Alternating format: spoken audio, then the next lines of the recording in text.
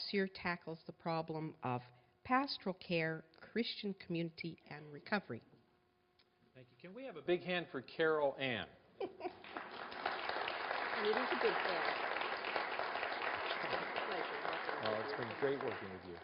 She's done so much to make everything go so smoothly and coordinate all these activities and make sure that this is a first-rate operation for ADC. And I just will say, I hope to say it at the end of my time tonight, how much I have appreciated being here and how thankful I am for the opportunity to be part of your church fellowship here at ADC and in the Atlantic Baptist Conference. A comment that was given to me by one of you was that I should be sure to address the helpfulness of ministries and activities such as Al-Anon. Al-Anon, of course, is the branch of AA that's designed to help family members of a loved one who has a problem with alcohol. And I think that that's a very good suggestion, and we've touched on it, but I just want to make a special note of that as we launch into tonight to make sure I don't lose track of it. Al-Anon was founded by folks who were sending their loved ones to AA, but realizing they themselves needed some help because it was difficult to live with somebody who was troubled by problem drinking. And so they banded together and formed a 12-step fellowship of their own to help them figure out new ways to constructively and positively cope with the stresses that exist in an addicted family system. And so I really do recommend to you as pastors that's a great resource. One of the key principles in Al-Anon is to teach family members how to love their loved one, but at the same time learn to detach from some of their behavior and to also not keep supporting them by enabling them, but allow their loved one to face consequences for their behavior so that they might have an opportunity to have a reality-based world to live in rather than one where they're always constantly protected and loved to death by a family member who might be trying to rescue them when they really need to let them face some realities that their addiction is bringing upon them. So I do want to remind you of that. And there's literature out in the narthex, or pardon me, the lobby for those of you who have not heard of Al-Anon or need some other resources. So we're off tonight. Dr. McDonald has informed me that he has a large hook. He's going to be hooking me off the stage at 9:45, so I'm going to try, pardon me, 9:45, yes. I'm not going to do that to you, Lee, but I'm going to try to be good. You know, how many of you try to be good? Yeah, well, you know what? I'm not going to do more than try tonight. I'm going to be good, all right? I'm going to be good. So I'm authorizing the entire crowd to leave at 8:45. If necessary, so I make sure that I'm good, and if not, you come take me off the stage bodily. It's okay with me. Let's quick look at a couple of things from last night that we didn't touch on, so I want to just quick review some things. So if you take last night's handout, I just want to cover a few points here to begin with that we didn't talk about before. On the front page of last night's handout, and I think they were available at the table coming in, and then hopefully you have it here. There was a section that says the 5 relationships, addictions as biopsychosocial spiritual problems. I'm just going to quickly touch on this. I have to confess this is not a terribly sophisticated theological understanding of problems of mental health or addictions. It's just a conceptualization that I use when I'm thinking about pastoral counseling as part of pastoral care and trying to ground it in some kind of theological understanding. But it's not a terribly sophisticated look at it. But it's a way to kind of break down the problem that we have is you have, on one hand, the biblical teachings about human nature that are very critical, I think, informative and definitive. On the other hand, sometimes we have behavioral science and those kinds of things which have a totally different view of human nature. And I'm trying to figure out how not to become compartmentalized and kind of Gnosticized, where we have this division here between science over here and religion over here. Because if we really believe what the Bible says, God's the author of creation, and therefore if we study the created order, we can learn something about our Creator. So science and faith don't necessarily have to be in completely different compartments. They're part of the bigger picture of who God is and how He's created us. And so having said that, I kind of think when I teach students at ACT seminaries where I work or work with pastors, I kind of think about people having 5 basic relationships that the Bible has set forth that are crucial to them. The first one is a relationship with God. And as we've talked several times already about how we are designed for attachment to God our Father, that there's an intimate connection that we have been made for as His children. And we've been designed in His image and occupy this unique place in the created order, that we're special to Him, and He wants to bond and link with us. And that's vital. And so that's that first relationship we're really called to be with and be into. The second relationship we're called into, I think, as image bearers of God, is we actually have a relationship with ourselves. And this is it's self-evident that we are to be related to God because it's taught all through Scriptures. The idea that we have a self is self-evident in the sense that if you read the Psalms, you see the psalmist or David or whoever it is speaking in a particular psalm, often self-reflecting, talking about himself. All of us think about ourselves all the time. We have inner conversations. Did anybody ever talk to themselves anywhere here? Okay. You might be saying right now, I don't know what he means. And then the other part of you is saying, I don't know what he means either. As you're talking back and forth with yourself. But we have a self that we refer to somehow. And it's that selfness that makes us unique. That's what makes you a person. You're able to self-reflect. It's probably what makes us different from any other part of creation in terms of the animal kingdom. We have this self-reflective ability that's unique. So we're designed to have some kind of relationship with ourselves, an inner relationship, as well as a relationship with God the Father. And then the third area of relationship that's intrinsic to human beings, I think, is we are designed for relationship with other people. And primary in that, in my opinion, would be a relationship with our mate. And that's really important. But in addition to that, it covers all sorts of relationships, relationships to children, or relationships to our own parents, or relationships to our coworkers, or our colleagues, or our friends, or the people we're in ministry with, or to. All of those things.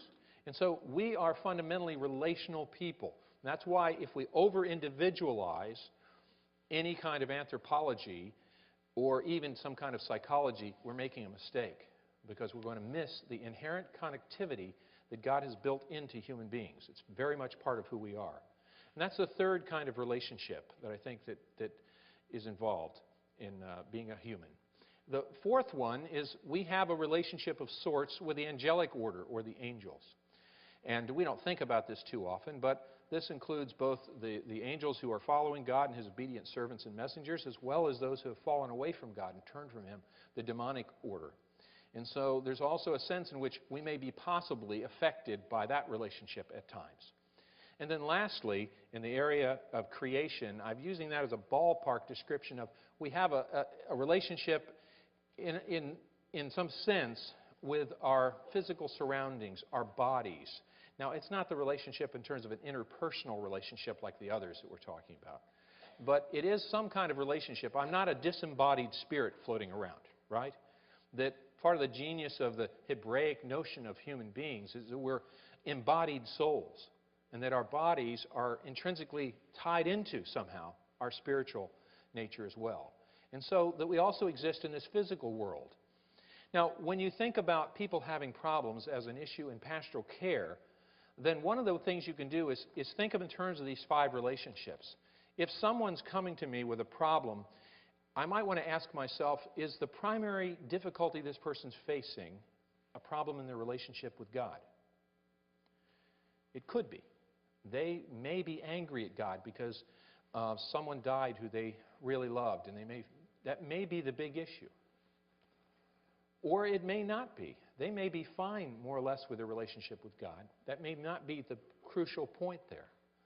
Their problem may be argument over the inheritance relating to that person's demise, and that they're having strife and struggle with a sibling who's trying to steal the family inheritance.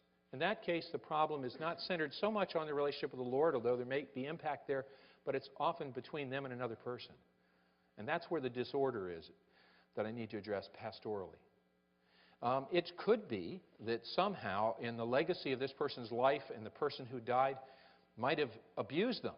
And maybe then part of the issue was through that and other events, Satan has come in and kind of used that abuse against them and created a bunch of lies that they have believed about themselves or God or something else. And so maybe there's some demonic involvement. That could be a factor.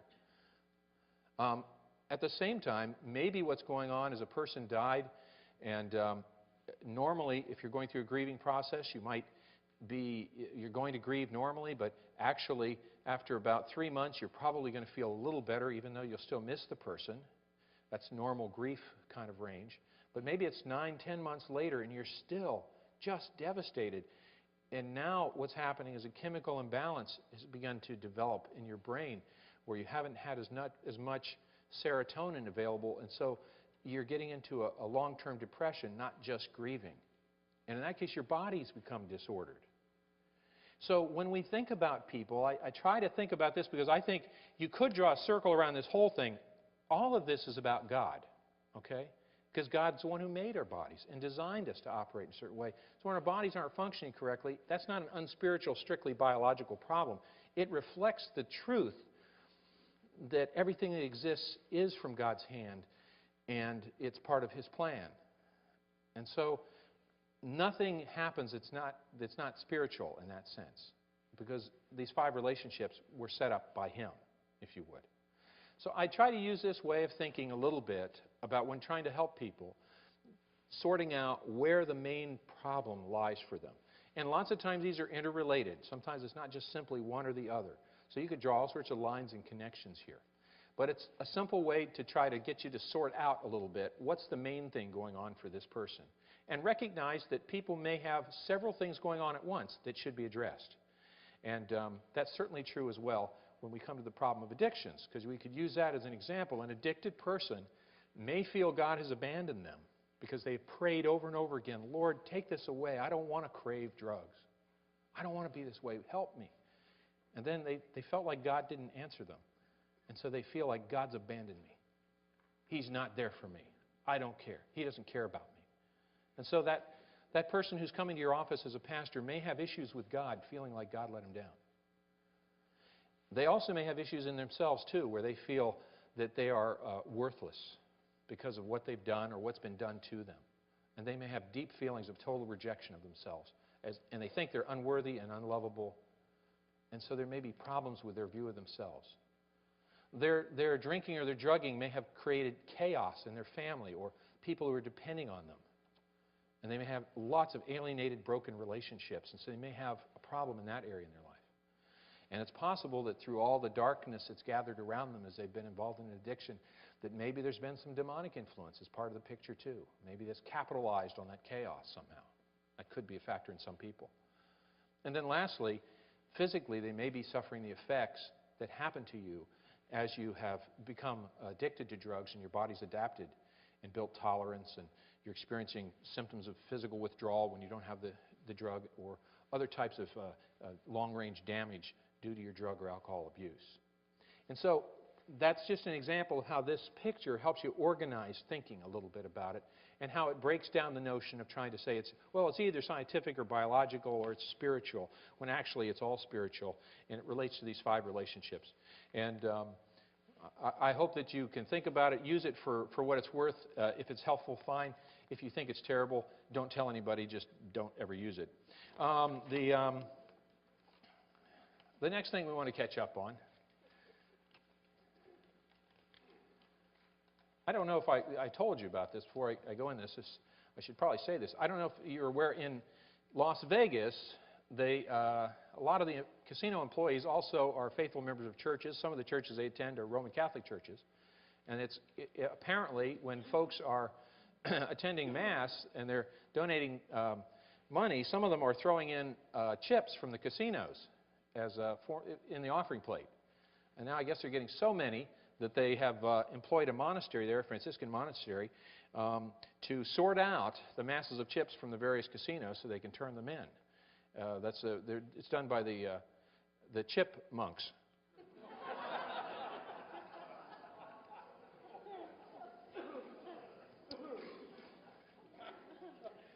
Now, on page, it says page 10 on your handout, the second handout, on the other side of the page that you were just on, just behind the circles. We're going to talk about spirituality, internal moves, and recovery. And I think this is to give you, what we're going to do tonight is really pretty simple. We've covered one piece. We've got 2 more pieces. This is a second piece. It's a little bigger. this will give you my ideas from a Christian standpoint of some of the internal world of a person who's struggling with an addiction. So you may have other ideas, and some of you have different experiences and so on. But these are, I think, fairly common types of dynamics. And not everybody will have all of these. But I'm trying to help you understand maybe what's going on in the heart and the soul of a person internally. And I'm also trying to get a look at what are some of the basic things to think about if you're helping a person try to move away from an addiction that you need to change, both internally and externally. So first we'll start out with the spirituality, internal moves in recovery. And I've got two columns here on the paper. You move from irrational beliefs on one side and lives serving the addiction. We'll put that over here. And then on the other side we have rational beliefs, spiritual truth that serves God. You're going to either have this master or the other master. You're going to either be attached here to the addiction that's sapping your life and trying to seek life from that which is actually taking it from you, or you're going to be able to be connected to the author of life and receive life and renewal and encouragement that your Heavenly Father wants to give you. And that's the dynamic, the pull that's there in an addiction. So, first of all, a person struggling with an addiction usually has an addictive voice going on in their head. Now, most people who have struggled with drugs or alcohol or gambling or pornography, overeating, other types of compulsive problems, when you start saying, is there an addictive voice, almost all of them will go, yep, I can hear that. Okay, I can hear that. It talks to me. You know, just one more drink. Or now I've got the problem licked. Haven't had a drink in 6 months. You know, I can go back to the way I used to drink. Nobody should tell you what to do. You should go drink. All that kind of stuff will be coming up for a person. And so you want to realize that people have this going. You can talk about it and say, is there kind of a voice in your head? Now, we say as Christians, I believe in the spiritual realities the New Testament describes, which includes, as we said, the angelic orders, including demons and so on. The addictive voice, in my opinion, is not a demonic presence. It's that part of the person that wants to use. Okay? But it's helpful and useful to begin to picture it as being alien to the person. It's not the real them. It's their addiction talking. And so this is just a handy way to start thinking and separating out the person from their problem. It can be difficult for someone to overcome something if I believe that I myself am actually intrinsically the problem. I saw this many times with folks when I was working in a treatment facility, that they didn't want to give up their addiction because they had concluded that they were their addiction. So recognizing there's an addictive voice here helps a person separate themselves out, that beloved, imago Dei formed person, from this parasite, if you want to think about it that metaphorically, of addiction. So there's an addictive voice going on. An addictive voice is easily to define. Anything that I tell myself that supports using is the addictive voice. It could be all sorts of things. It could be your resentments. It could be your hopelessness. It could be things that straight out say what you're planning to do with drinking. Anything that supports your using is identified as your enemy. It's the addictive voice. And what you're trying to do is, on the other side, on the other column, is to begin to confront that addictive voice. When you hear it, you have a choice. If you let it keep talking to you and you don't stand up to it, it'll start running you. You can't just let it keep talking. You need to stand up to it and say, you know what, you're my addiction, you're talking to me right now, and I'm not listening to you. Okay? That's not true. Call it on what it's saying. Tell it the truth. I see the addictive voice says, for example, in somebody's head, you know, your boss, he doesn't, what a jerk. He's mistreated you again. He's been unfair. He's not giving you the recognition you deserved. You worked so hard, you didn't get that. Well, that's part of your addiction talking to you, because the next part is going to say, screw him, why don't you go off and drink? Right? That's how it works. So when you hear that going on and on about the resentment towards your boss, if you're recovering from an addiction, one of the things that would be good for you to do, if you could learn to do it, is to step back for a second and say, wait a second, that's my addiction talking. I'm not listening to that. My boss isn't the greatest boss in the world, but I like this job because it's given me a paycheck, and I appreciate that because I can take care of my family. So you're right, I don't always like my boss, but no boss is perfect, and I'm not listening to you. That's an example of the kind of help the kind of thing that you want to have starting to change in a person's life. Identifying addictive voice, beginning to confront it, and not just go with it. All right? Because that's called starting to live consciously instead of living automatically. When you're in the throes of an addiction, through associative learning and that neural highway, you live your life automatically. You don't think anymore. This is about awakening the power that you have to make choices by becoming a conscious person and not just the slave of the addiction. The second one, addiction is my exclusive attachment. I'm in love with my addiction. That is what we've been talking about as a metaphor for addiction, the romance of it. I love my addiction. It's there for me all the time. In fact, when you find a person and you work with them as a pastor or a counselor or a sponsor, sometimes people have deep love affairs. And, you know, I will often say to them as we're working towards maybe standing up to their addiction and confronting their addiction and taking their addiction on, I will say, tell me about what your addiction's meant for you. And they'll, you know what, one of the things they'll say quite often is they'll say something literally like this. You know what? Alcohol was always there for me. It's as if it was their best friend. They say, alcohol was always there for me. Whenever I had a problem, you know something, I couldn't get my parents on the phone, or I couldn't talk to my wife, or I couldn't talk to somebody else. Nobody had time for me. But if I just poured myself a drink, it was right there for me. That's what it's like many times for a person with an addiction. And so what you're asking them to give up is a very meaningful relationship, if you would, that's been there for them. And because breaking up is hard to do, it's okay to grieve over the loss of that relationship. Because in that sense, it was doing something for them. It was meeting those attachment needs. Now, it was also trying to kill them, but it was still meeting those needs along the way. And so one of the shifts is to move from I'm in love with my addiction, and it means so much to me, and I don't know what I'd do without you. And the way we talk about romances, again, comes in here. It's that feeling like I can't live without you. That's a depth feeling, not just a saying. To trying to move on the other side, to breaking up with the addiction. To beginning to say, you know what, there were good parts to that relationship, but you're actually trying to kill me. You know, it's like being involved with somebody who's real attractive to you, but crazy and wants to do you in. And beginning to set up the same kind of dynamic of saying, I can't keep going out with you. You're killing me. I'm stopping it. And so working on the idea of helping them break up with the addiction. And discover in replacement for it, though, you can't just break up. You need to go towards something if possible, don't you?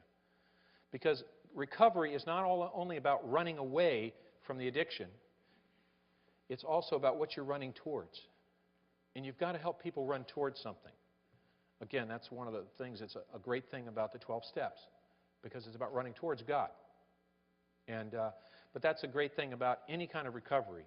You've got to run towards your mate if you have one, or towards recovering some things that are worthwhile and give you a sense of esteem. You've got to figure out not only what you're not going to do anymore, but what's good that you're going to do. And so discover God's attachment plan is beautiful and sufficient, and develop intimacy with God and also intimacy with yourself, because people who struggle with addictions are alienated from themselves, and also then restoring relationships with their mate. And you as pastors have the privilege, for some folks, maybe to help them in all three of those areas. A third area is this concept I've said before, is that a person has concluded, I am my addiction. I will just comment further that if I believe I'm my addiction, and I talk about giving it up, then their conclusion is, how do I give this up? How do I say this? It's almost like if you pictured a person with their addiction, and if they really have identified with it so tightly that they are their addiction, that if I remove that addiction from inside me, I would be hollow. There'd be nothing there. Because that's how identified I've become with my addiction. And they literally, I think, don't believe there's anything else to them. For some folks. Not true for everybody, but for some folks. And so what you want to do is begin to help that person realize, as I've already mentioned, that their addiction is not them. It is actually, and using a psychological term, ego alien. It's the enemy. Because if they are so identified with it tightly, I say, fight your addiction. It's like fighting themselves. But if they can step back and say, my addiction is a beast, or my addiction is a parasite that's come onto my life, I've let it grow in my life, then they can stand against it and say, I'm not going to cooperate anymore. So kind of illustrated earlier. So it's important, I think, for a person to make that shift so they can fight. Again, if you're going to use a disease model, you say, I'm fighting my disease. So there's a piece there that fits in the 12-step philosophy as well. But however you approach it, whatever metaphor or approach you use, it's really important for the person to be able to separate themselves out from the addiction itself. And so that is critical. I have had sometimes, I use empty chair work with people when I'm working professionally, and I'll say, put your addiction in the chair. I could think of a client I've got right now who's a cocaine addict and a Christian. I said, put your addiction in the chair. What does it look like? It's a big pile of cocaine, about 4 feet high, sitting in the chair. I say, and as this guy put his addiction in the chair, he started shaking in the presence of his addiction, if you would, quaking. I said, what's going on? He says, I just seeing it makes me scared. It's so powerful. And as we talked about it, I began to have him just address his addiction in the chair and talk to his addiction and stand up against his addiction. And he ended up getting up and kicking over the chair. He took a powerful stand against his addiction that night. His physical symptoms, as he was thinking about cocaine, went way down for the night. Now, the story wasn't all over for him. But that was a real important moment. He began to distinguish himself from his problem and take it on as an enemy. I can think of another guy who was a wonderful technician for a computer company down in the southwestern United States. I had when I was working down there. And this guy had been a heavy drinker for 18 years in IBM. And they said, you either get to treatment or we're going to end your job. You're going to lose your retirement. He quit his job with IBM to protect his drinking. 2 years later, the new company he was at, he was a sought-after technician because he was a brilliant guy, great guy. He was drinking heavily again, of course, hadn't done anything about his problem. And he came into treatment with this company because he said, I can't lose this job. He's an ex-Marine. He's sitting in a circle with the men that we're doing group therapy with, and we take his addiction and put it in the chair. It was a bottle about 6 feet high. This ex-Marine sat in the chair, absolutely overcome with fear. He was shaking. He started weeping and crying. He said, I can't face it. It's too powerful. He went to be about, you would have thought he was about 6 years old. He just went down into that kind of state, which I don't particularly recommend as a good thing at all. But his response to his addiction was powerfully symbolic of the reason why this guy couldn't get any recovery. This thing was huge, and he was about this big. And he felt utterly powerless. And we stood around him, and I couldn't get him to take a stand against his addiction. He was absolutely overwhelmed and terrified. And so the group got up, and we stood around him, and we put our hands on his shoulders, and I said to him, I want you to say this to your addiction. I said, you're too big for me, but with God's help, I can stand up against you. And I'm going to ask God to help me. And when he began to take on that statement, he suddenly was able to stand up against his addiction for the first time in his life. And I said, and those of us are here to support you.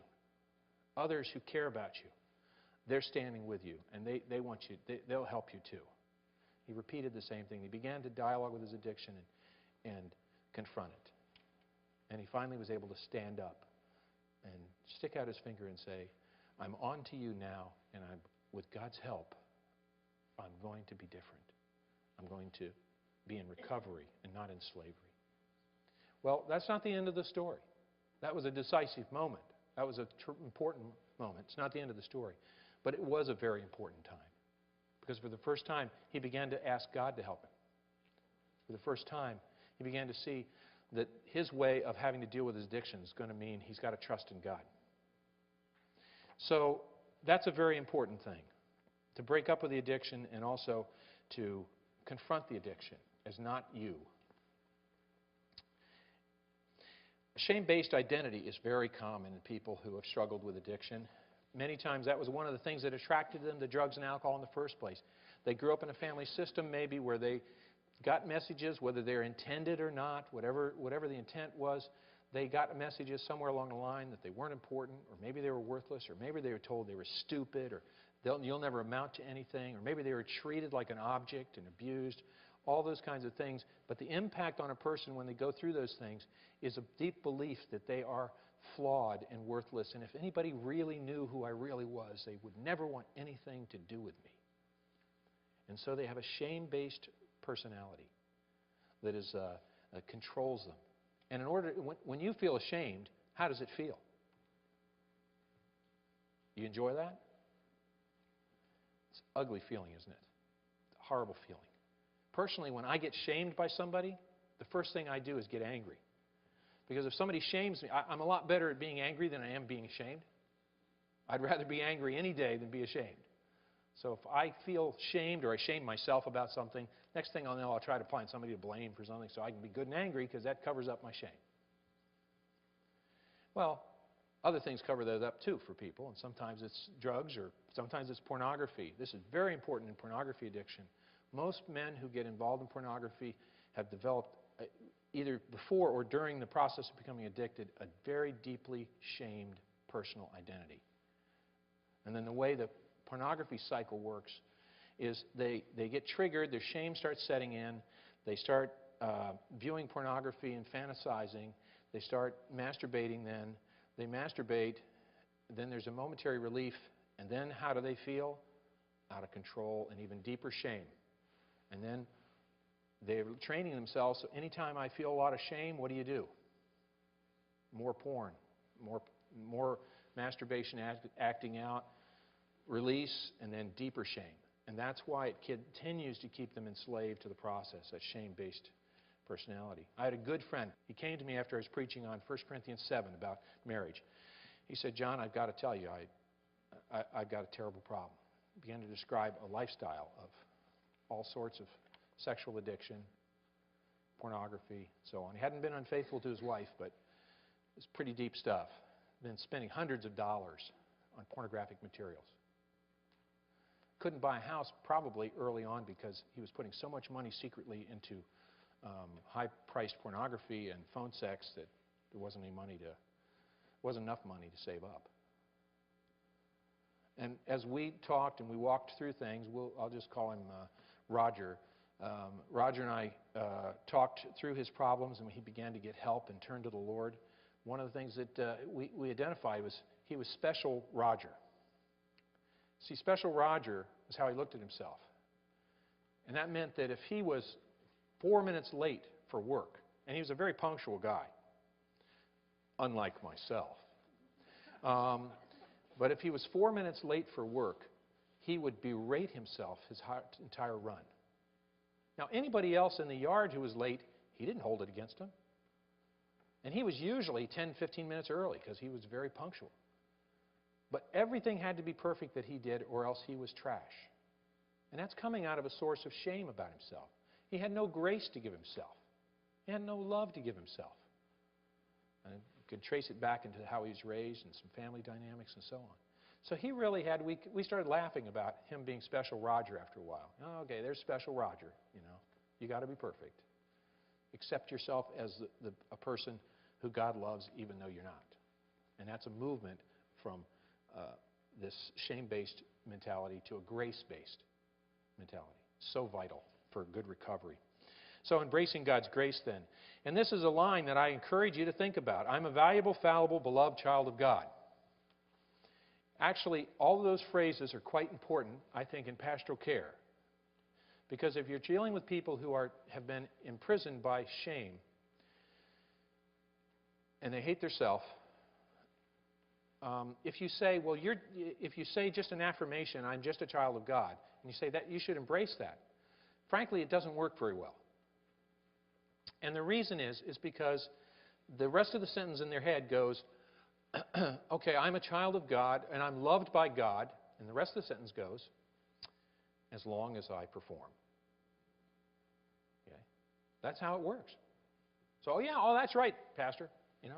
I know God loves me as long as I am perfect. That's the rest of the sentence. As long as I perform, as long as I'm perfect. That's the lie that they've bought into. So a reality-based statement based on Scripture is that I am a valuable, fallible child of God. And that's really important. Because do you believe God loves you even though you're fallible? Yeah. Well, that's good. But that's not how folks who struggle with an addiction usually feel. They feel God will only love me if I perform. Now, that's not just for addicts. That's for a lot of Christians sitting in the church who are performance-oriented as opposed to grace-oriented. So that's a very important shift, to move from a shame-based, performance-based mentality about myself to being able to really mean it and believe that God loves me even though I'm fallible. He loves me in my fallibility is really critical. And if you knew me very well, you'd know I couldn't have survived this long without thinking God still loved me in spite of my fallibility. Now, the next point is I have no choices and my addiction is all-powerful. And so many times that's that powerlessness we talked about before. And that's the point to begin to say, you know what, your addiction is very strong and it's a monster. It's trying to kill you. But with God's help, you can resist.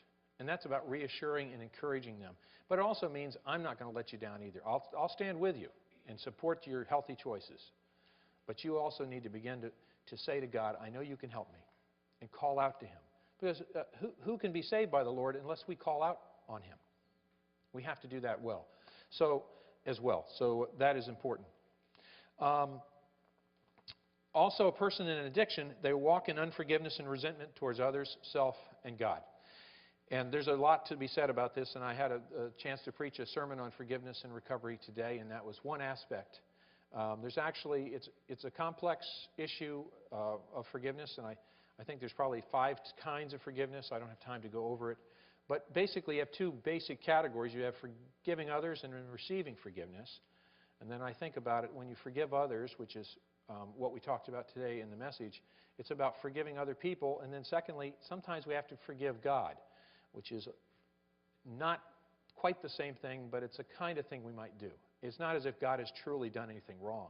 But it's about, from our finite perspective, we sometimes, in our lack of understanding, genuinely feel resentment and hurt over something that's happened.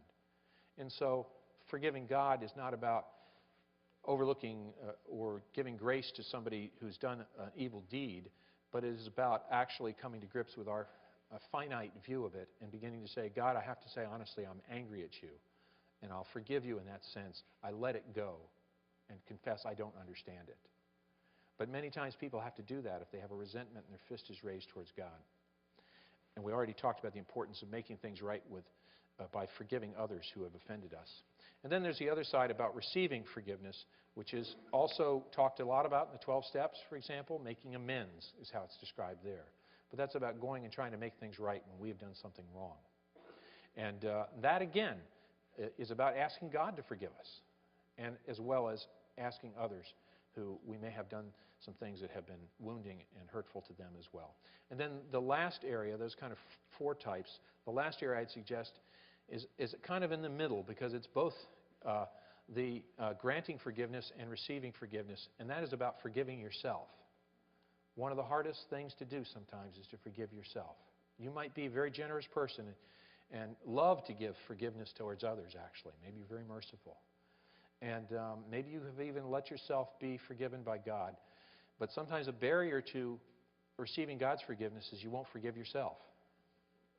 And so sometimes as pastors, we have to help people struggle to actually say, I forgive myself for that. It was wrong. I admit I was wrong. But I'll let myself walk in grace and receive grace over that. So there's that kind of other issue in forgiveness sometimes. Bigger issue this, we're talking about individual stuff. Family members many times have hurts and other things that need to be processed around these. But that's an important shift. Walking in grace, processing wounds, and receiving and giving forgiveness. In the addictive mindset, you're dealing often with kind of short-term thinking. That's kind of the classic deal. Because when a person's thinking about using, I can think of a cocaine addict, all he's thinking about is how good it's going to feel when he scores the cocaine. And that's all he can think about. It's just thinking about the few minutes when he's going to first use and what the euphoria will be like and all those kinds of things. Non-addictive thinking helps people direct themselves to the further consequences. And so one of the things you can say to somebody if they're talking about how I'm obsessed with using, well, what happens after you use? And then what happens after that? And then what happens when you don't come home for 2 days and your wife says she doesn't want you to live there anymore? What happened last time? Thinking a little further beyond what the addiction only wants you to do is think about the intensity of a using episode. So encouraging people to begin to say, well, what would happen after that realistically? What happened last time? And helping people begin to project a little bit more in terms of what's the long-term implication of their behavior. Anger towards God and spiritual despair. This has been covered a little bit already. I'll just make this comment. Many people I've worked with will say things like, I felt that I don't want to trust God anymore because I felt like I cried out to Him when I needed help and He wasn't there. That's not uncommon for some folks. Not everybody, but some folks. And what I say to them when they say that, because it sounds like more or less prayer doesn't work, they're dismissing God. I'd say this, look, God is not going to overrule your will. He is not going to do it. And so if you are on your way driving to your dealer and saying, God, please help me stop using, I don't think anything is going to happen because you have to stop the car. But I would say typically, if you put your willingness in God's hands, He will do miracles. But He will respect your right to make whatever choice you're making. He won't overrule it. But when you put your willingness on the table, He will do miracles. And that helps clarify that God is not against them, that God didn't let them down, but they actually have to first put their willingness out on the table. So, to me, that's a particularly helpful thing that I found works for some folks to help clarify who's responsible and what do I need to do to reconnect to God sometimes, if that's the kind of problem that's interfering. And again, you can think about how that's compatible in some ways with coming to grips with powerlessness in the language of the 12 steps and so on. But this is about willingness as much as anything else, not just powerlessness. Self-entitlement, self-pity, entitlement, and addiction. This is common in both my marital practice as well as working with addictions. As somebody who's trained in Adlerian psychology originally, there was a strong emphasis on never feeling sorry for anybody. As a therapist, I'm cold, heartless, mean, and ruthless. And one of the things that makes me a good counselor, I hope, is I'm fairly objective at times, or I try to be. But I never, ever, ever feel sorry for clients. I don't feel sorry for people because I think that feeling sorry for people, and this is what Dr. Christensen at the University of Arizona used to tell us as an Adlerian psychologist, he used to say, feeling sorry for people is disrespectful. It's really saying, you're incapable, you're weak, I'll feel sorry for you. I respect people as choice makers made in the image of God. Their choices may be crummy choices, but they are their choices. And I think that's a critical factor because in the area of self-pity, when people feel sorry for themselves, it's a license to kill. If you are in a marriage and you feel sorry for yourself, then you feel like you're justified in doing whatever you can to take care of yourself. And I've had many people sitting in my office who've in the crisis of infidelity, and if you really looked at it, what you found was there was entitlement going on to go and have an affair because they felt sorry for themselves or hurt about something. And that gave them the ammo to say, well, to heck with you, I'll do whatever I have to take care of myself. So feeling sorry for oneself is a license to kill in relationships, and it's a license to use in addictions. So helping a person begin to confront themselves when they're feeling sorry for themselves. In addiction terms, it's about having a pity party for yourself. Well, pity parties will take you right back to the bottle or right back to the drug. Because when you feel sorry for yourself, you get entitled. So those are some internal moves that we talk about. External movement.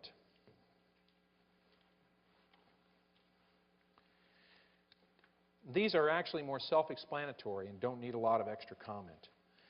But you're trying to help the person move from unconscious living to a more conscious lifestyle. And they need to figure out some of the associations that lead them back to the addiction. So it's about changing places and people and things that are connected to the addiction. It's why it's very important if you're dealing with somebody who's using drug paraphernalia, smoking things, they need to get rid of the pipes, not just the drugs. They've got an emotional attachment to that pipe. It's connected to years of euphoria and so on. But it's a piece of darkness they need to throw out. They need to maybe take a look at the places they're spending time in, and if it's connected to drug using or is a slippery place for them, they need to plan on not being there. Or if they have to go to a party or some sort of event where there'll be alcohol, for example, and they're early in recovery, then they need to think through ahead of time, what their policy is going to be and how they're going to make sure they don't drink. But if you don't think ahead, that's a plan to relapse. So you begin to move from unmindfulness to mindfulness. You begin to think about what are the people, places, and things that are slippery and connected and make changes. Secrecy is obviously a hallmark of an addicted life. You think about this, particularly with pornography, it's clear, but it's also true for many other types of addictions. And you want to move people towards openness. You know, Satan loves the darkness, doesn't he? But when you turn on the lights, those cockroaches got to run away.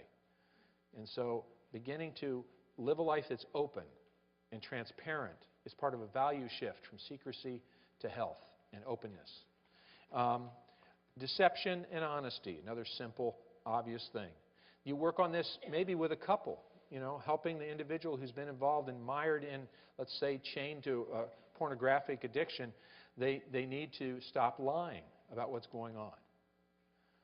They need to start talking about their feelings, and when they're feeling like they want to use pornography, or if they have, and they violate an agreement they had with their mate, they need to talk to their mate about it and be honest about it so that they're no longer hiding in concealment from the truth. Isolation, on one hand, and moving towards connection. And that's fundamental. One of the hallmarks of addictions is you can become increasingly alienated from God and from others and yourself.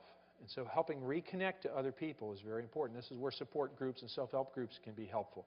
It's where small groups in the church help you connect. It may mean, I can think of one person I'm working with now, a Christian cocaine addict. He's got a network of 2 or 3 guys. One of them's at work. 2 of them are from his church that he calls when he's feeling cravings. Okay? That's the kind of thing that's excellent to do. Maybe you as his pastor or his counselor or his friend or his sponsor plays that same role. And of course, that's the way the sponsor system works in some of the 12-step programs as well. So that's important to reconnect people. And also that's why marital therapy, I personally don't like to deal with addicts at all anymore individually. I won't take any individual who's a substance abuser without a significant other involved, because I want to help repair that fundamental attachment as an area of, and make it a strength and support. And there's, you know, if at all possible, that's who I choose to work with. Now, I have the luxury of doing that because I'm in private practice and I can pick who I want to work with. You can't do that in community services or other places. But for me, that's ideal type of thing to do if it's possible with a client and if they have a mate. Breaking down isolation and encouraging connection. Avoids taking responsibility for wrongdoing. Instead, move towards taking inventory, taking responsibility, and so on. Does not ask for help is a key thing that is often true for people who are locked into an addiction. They're ashamed.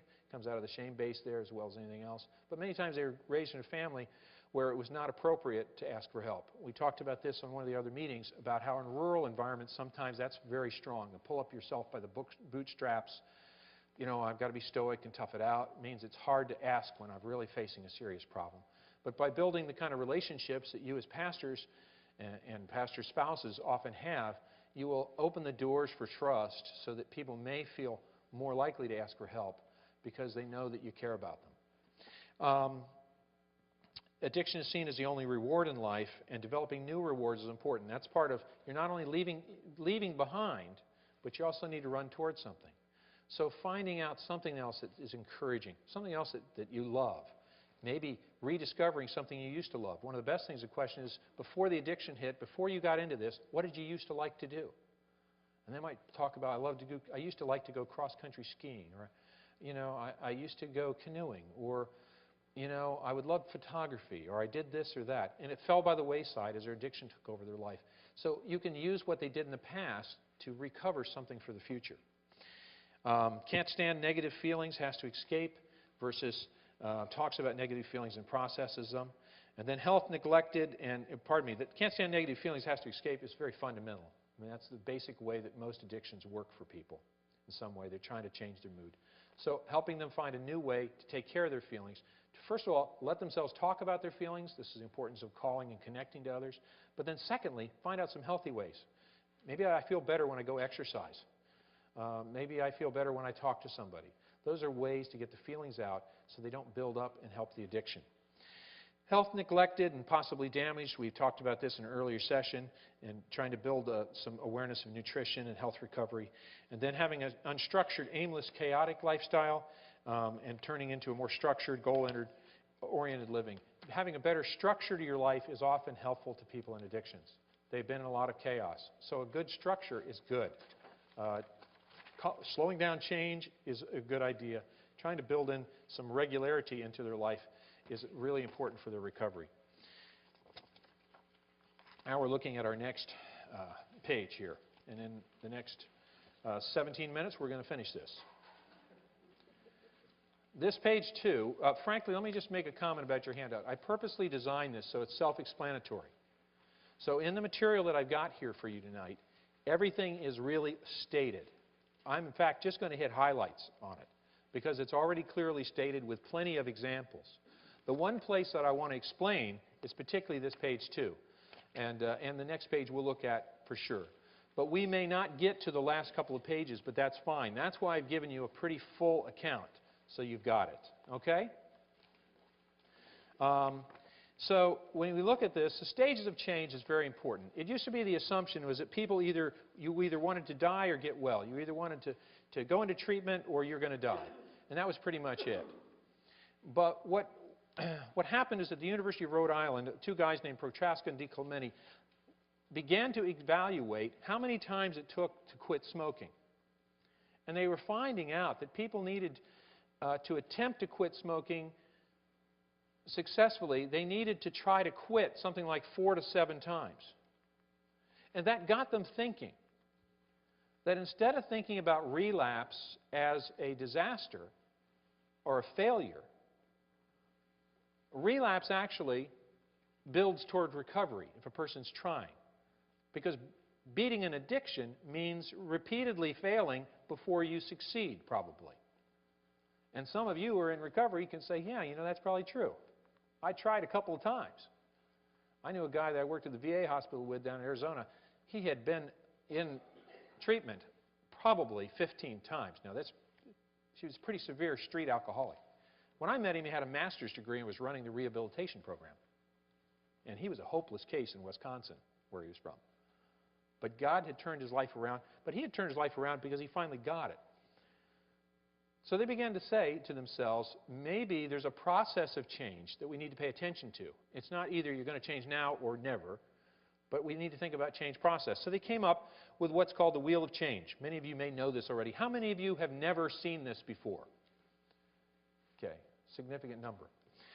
We're going to run through these stages. The pre-contemplation stage the characteristic of that is the person has no awareness of the problem. They're clueless. We would say maybe they're in denial, but I don't use the term denial too much. But whatever reason is, they don't have much self-awareness of the problem. They minimize it. They don't think it's a big deal. This is the person that comes to you in community services or comes to your pastor's office and says, my wife says I'm an alcoholic. What do you think, Pastor? Or That person is in the pre-contemplation stage. They're not even contemplating change. They're not contemplating change. The pastoral counseling task for that stage is that person needs awareness of their problem. So the problem in the old days with the old paradigm was that person would come in, the wife said, you know, my wife says I'm an alcoholic. Am I an alcoholic? Well, and then you'd get into an argument with them. If you said, yeah, you sound like an alcoholic to me, they say, well, you're crazy, you're just like my wife. And the more you confronted them, the more resistance they got, and then they went out the door and you said, well, the person just isn't ready, you know, come back when you're ready to live. Maybe they will, maybe they won't. A better approach would be to say, a person doesn't have awareness, then my job is to maybe help them become aware a little bit. So my response with that kind of conversation is say, I don't know if you're an alcoholic. I left my alcoholicometer home. I can't tell. And then just ask open-ended questions that might raise awareness without taking a position and pointing the finger. Because that will create confrontation and tend to drive them off. So in pre-contemplation, what you want to do is just ask open-ended questions, maybe do a little minimal assessment type thing, and then just leave it up to them, saying, I don't know. What do you think? Why does your wife say that? Get them talking about what the wife is saying, because then they have to hear themselves say it. Has anybody else ever expressed any concerns? Have you ever been worried about it? Did you ever have a problem with the law because you were drinking? How's your finances? How often are you going out? Getting them talking about what's going on makes them have to hear it. But avoid confronting at this point because it's not going to help you. Raise awareness. Maybe say, maybe you should go to, you know what, go to community services. If I were their pastor, I might say, go to community services and just talk to them. You know, maybe you're not. Maybe your wife's crazy, but it would be helpful to find out a little more. You know, because if you can get them starting to think about it, maybe then they'll move ahead in the stages of change. The second area is contemplation. And that person is thinking about change. They're coming to you and they're saying, you know, pastor, you know, counselor, I think I've got a problem. You know, I know something's not right. I guess I know I'm using drugs too much and I'm worried about it. But I'm not sure, you know, whether I want to do anything. That person is marked by ambivalence. And that's a big word to put in there, ambivalence. That's the characteristic of a person who's a contemplator of change. They're torn. Part of them wants to get away from the addiction. Part of them really loves the addiction. They're not sure they're ready yet. Now, again, the old paradigm was to try to get them immediately maybe into groups or immediately into an inpatient treatment facility. Because what they described is maybe obviously they got a problem, you know, but they weren't owning it. I would recommend to you that another way to go, what would happen then, you were trying to push them into action when they are still just thinking about possibly changing. So don't push them into action too soon. Explore the ambivalence, and one of the best ways to do that is by doing what's described later in this outline for you to take home, is about doing double-sided reflections. So on one side, you know, you feel like your drinking is really starting to affect your marriage and your wife's really mad at you and you feel like you should do something. On the other hand, you really enjoy drinking with guys after work and you feel like you're going to look like a jerk if you don't drink anymore. That's a double-sided reflection. It's capturing the ambivalence. And then you can always underline the negative as you go along a little bit. But what you're doing when you do the ambivalence piece is you're respecting the fact of how it's working for them. All right? And they may not have ever been respected for how it works for them. Because they're used to immediate arguments that they better stop drinking because they're a dirty dog. You know? And instead, what you're doing is respecting their tornness. And again, if you think about attachment theory and romance of addiction, breaking up is hard to do. And if somebody comes in and says, oh, my boyfriend is the worst jerk and he nearly kicked me out of the car, we were driving 40 miles an hour, well, what's my response? Well, you better get away from this guy. He's terrible. He's bad news. Are you kidding me? That's my boyfriend. How dare you say that about him? You know, what do they do as soon as you start to argue? They take the opposite position, correct? So you might be better off doing the ambivalence. Well, I know you really like this guy a lot, but I'm also hearing you're really worried about it. This treatment, I mean, that's dangerous, but I know you really are attached to him. If you do that, what happens is they're going to start bringing up more of the dark side that they're afraid to talk about because they don't want to just be told what to do. Preparation stage is simple. In the preparation stage, a person may be willing to start making some changes, and they're at least moving into some small changes. And their client need in there is to actually get more guidance rather than just do double-sided reflections and tease out the ambivalence. And so what you want to do is maybe talk to them about possibilities, what they could do. You know, well, when you're ready, you know, you might try one of the AA meetings in town. Or when you're ready, you should check in with community services. They have all these help for people who are struggling with addictions, and you're paying for it, so at least you should check it out. So that might be a possibility for you. So you're helping them understand that. In the action stage itself, you probably could give them a menu of opportunities. And in that stage, the person's really ready to go. They're saying, look, I got to do something about this. What do I need to do? And then you might respond by, depending on the severity of their problem or whatever, you might say, well, listen, a good plan might be to start checking out a couple of support meetings here in town. And another thing you should do is definitely go to community mental health. You know, I've got a friend named Bob in church here I know he's come through recovery, and he would really like to mentor somebody who's struggling in this area. And he'd be happy to start meeting with you weekly and do some discipleship with you and really talk about what's going on. And I would like you to talk to your small group at church and let the other couples in your couples group know what's going on so they can pray and support you and help you too. So you come up with kind of a multidimensional approach that looks in. Maybe they need to see a physician depending on what's going on. So there might be a number of things you could do. But it's good to have thought out a menu of options and know the phone numbers of community services and have a list of the 12-step programs in your office that you can get to give them and so on. So they've got the material when they're ready to act. Then they move into the maintenance stage, which is where you're supporting and working on the internal and external changes that we just covered. Okay? And so we're talking here about getting people into treatment.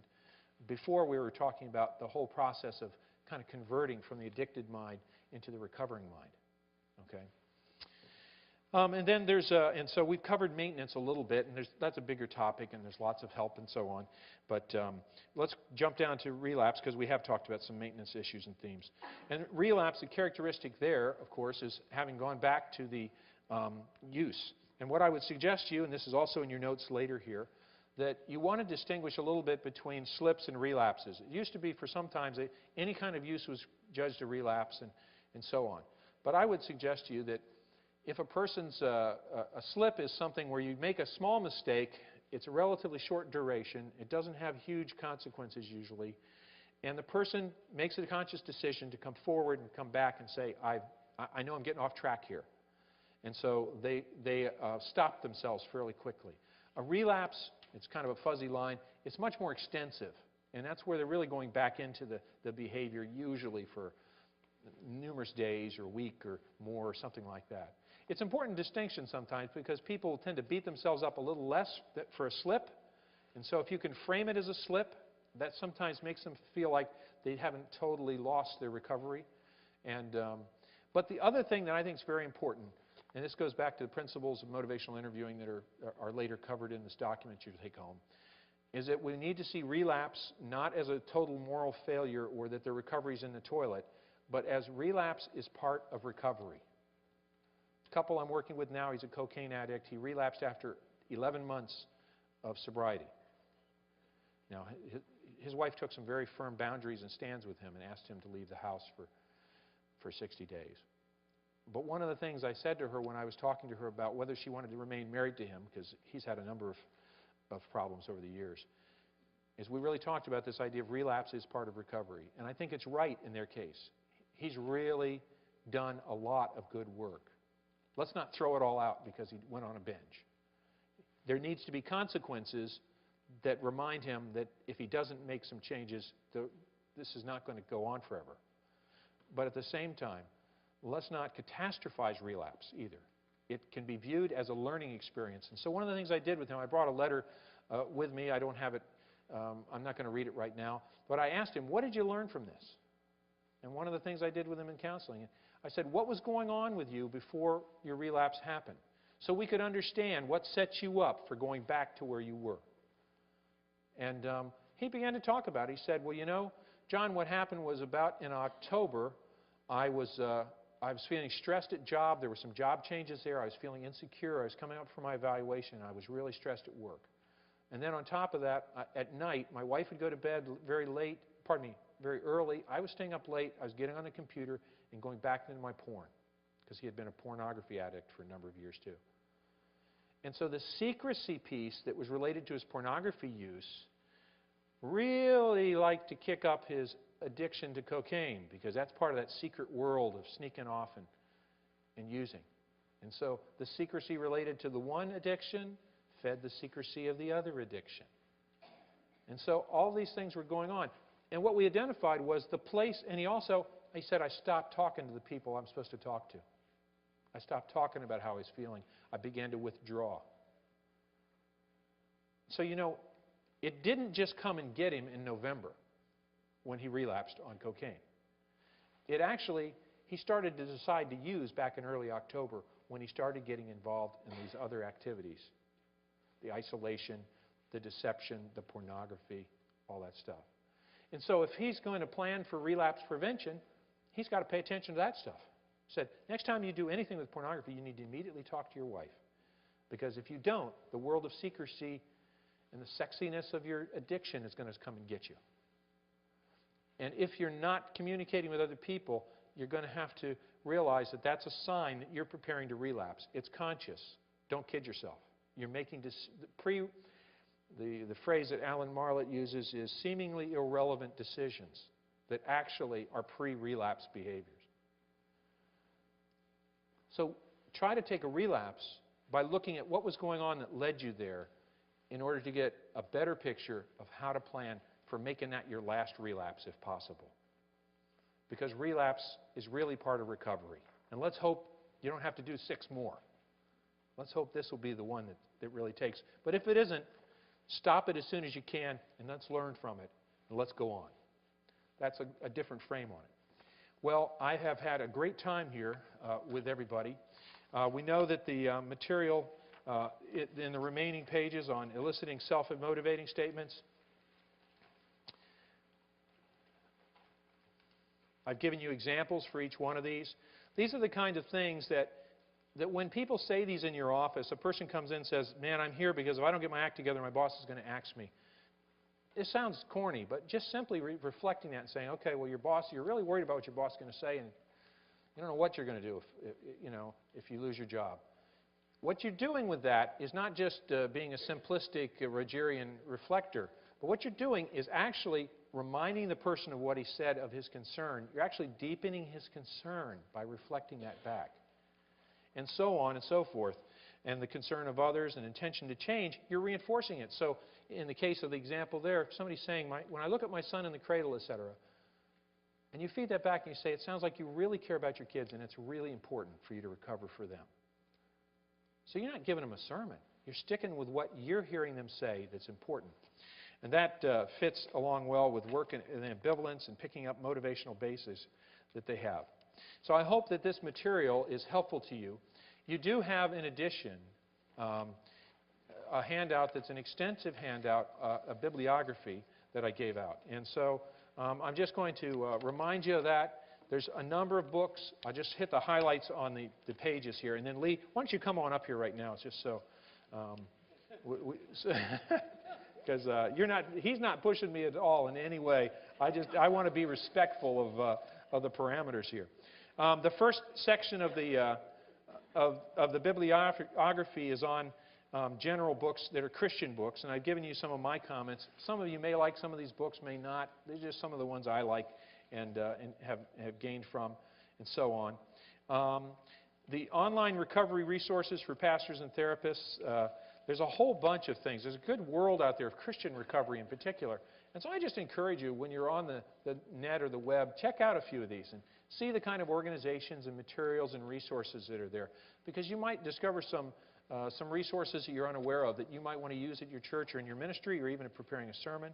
Then the next page is recommended substance abuse counseling texts for mental health professionals. I know that I had a conversation with several of you today in the community.